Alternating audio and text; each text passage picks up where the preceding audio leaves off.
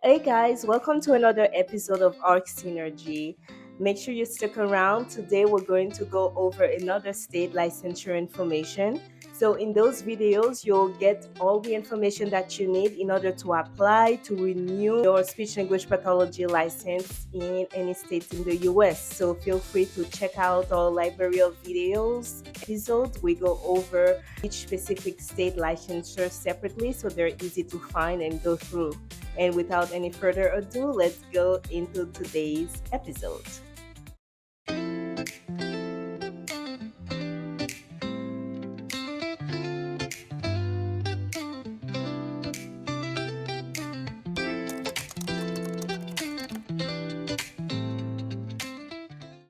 Welcome. So today we're going to talk about Pennsylvania SLP full licenses. So Pennsylvania has more moving parts than most states. So that is why it is worth knowing all the details before you apply, especially either if you have a foreign license or you plan to work in the school systems in Pennsylvania. So there are multiple pathways. So a school specific pathway can be very cumbersome for no reason, especially if you're trying to look up on their website. Another thing is that Pennsylvania is not part of the interstate compact licensure, so you cannot get a license quickly by using like a license verification from another state. So let's go through what you actually need for Pennsylvania.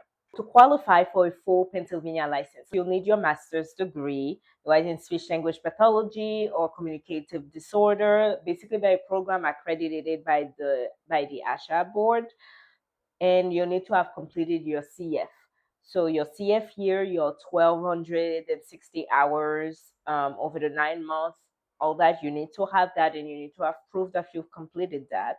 And you will need to have completed your practicum supervision requirements as well, the 36 direct observation activities.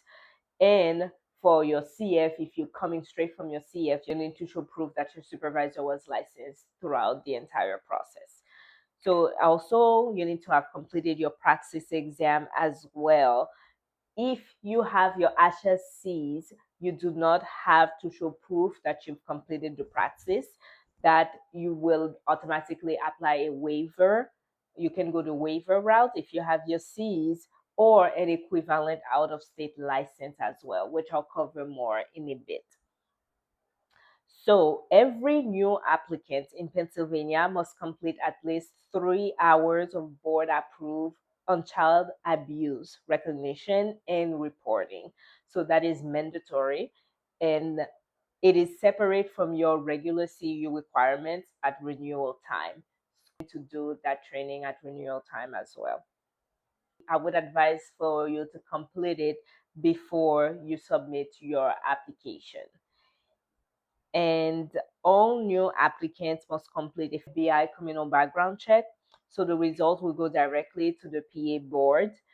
And this is part of the standard application process as well. You will go ahead and do that while you're applying.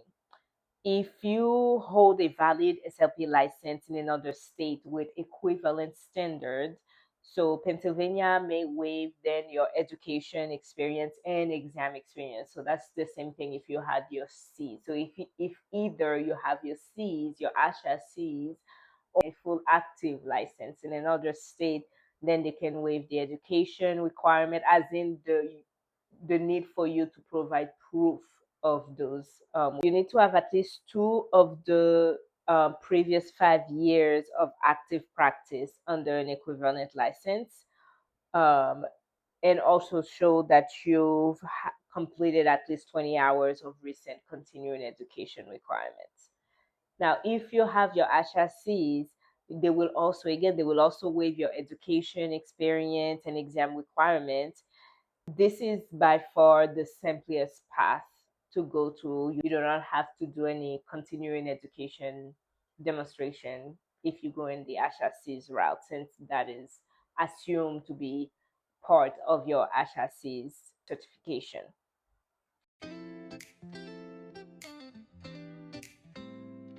I hope that today's episode have been really enjoyable for you so far. Please take the time to leave us a review, to leave us a comment, and to like today's episodes. It will really help us develop those videos and put them out faster. And if you have the time, feel free to check out the ARC Synergy app on both iOS and Android. The app is free and there's a free clinician plan, so you don't have to worry about doing any subscription to get started in the app. And let me know what you think. Now, let's get back into the episode. While your full application is under review, the board may actually issue you a temporary license that is valid for up to 1 year and that is renewable at one time for a good cause. Which I found that is really, honestly, that is the best thing, especially if you're a travel therapist, that the temporary license can be the way to go since it's valid for such a long period of time. Now, let's talk about if you've completed your education outside the US, because Pennsylvania has very particular rules about that. If you've completed your degree outside of the US, you need to take a couple additional steps, right, for the exam or to apply for licensure. So, first, step one, you need to do a credential evaluation. So, we need a course by course credential evaluation from a board approved agency confirming that your academic training is equivalent to the PA requirements. So the evaluation must be sent directly by the agency or submitted sealed with your application package. Step two, supervised professional experience. So you need to have completed your a CF equivalent of hours and number of time in whatever like country you were in, and that is where the standards were consistent with the Pennsylvania board standards as well. And step three, the national exam. So after credential review and supervised experience review are complete, you need to do the board approved national examination, which is the praxis. So you still need to do the praxis in order to obtain the Pennsylvania full SLP license. So one thing that I will note for the foreign applicants, the credential evaluation, the timeline is extremely significant. So like you need to start that process as early as possible. Otherwise, because it's going to take a long time, a very long time. All right, now let's talk about if you plan on practicing in the school system in Pennsylvania. So, if you plan to work in Pennsylvania schools, you have a bit of a choice to make. So, Pennsylvania has two separate credentials for school SLPs, so school based SLPs, and they serve different roles. So, you have option one, you have the instructional certificate.